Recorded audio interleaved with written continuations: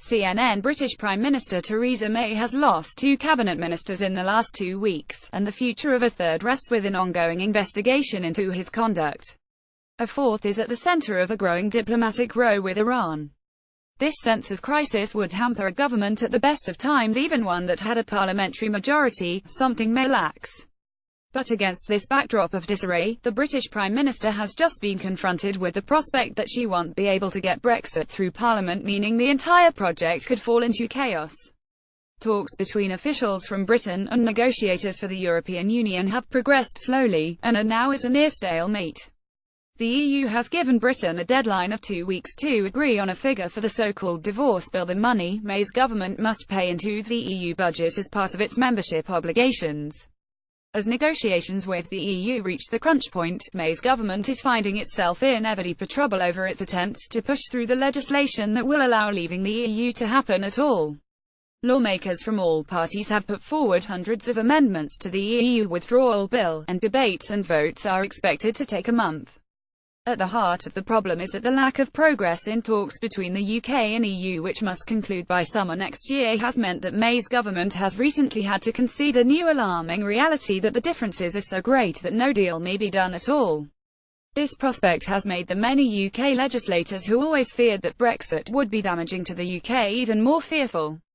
Now they're worried that the UK will be stepping into a complete unknown with no transition deal or trade deal planned with the EU.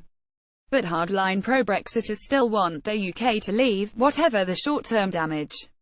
This is why the content of the withdrawal bill is now being even more strongly contested than it was just a few weeks ago. On Monday night, May's minister in charge of Britain's exit from the European Union, David Davis, attempted to buy off MPs worried about a cliff-edge hard Brexit under which the UK would leave all the EU institutions such as the single market, customs union and laws by promising they would be able to vote on the final deal agreed with Brussels on Brexit, including the cost to Britain of leaving and its post-Brexit trading rights.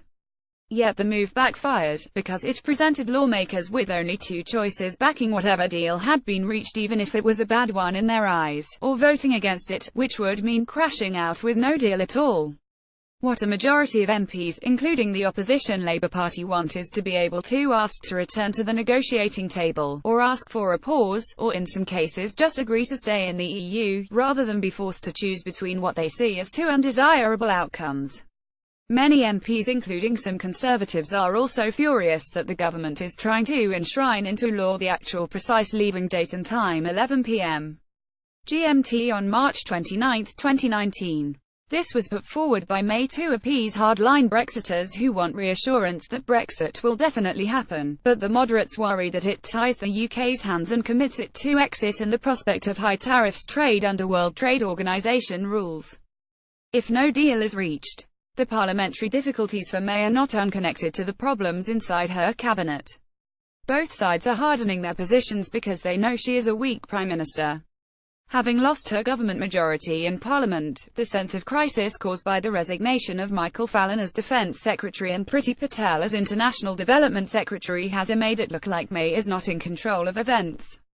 Her de facto Deputy Prime Minister, Damien Green, is being investigated over allegations of sexual harassment and pornography.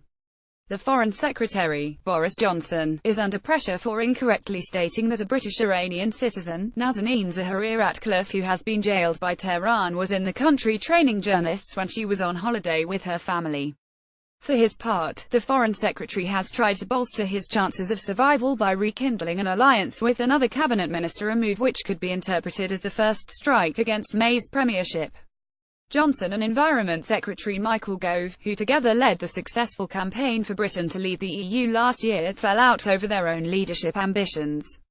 But a memo leaked to a newspaper over the weekend revealed they are now working together to put pressure on the Prime Minister to dare Brexit, fearing that Britain is heading toward a no-deal scenario without preparations being made for businesses, or even that Brexit may not happen at all.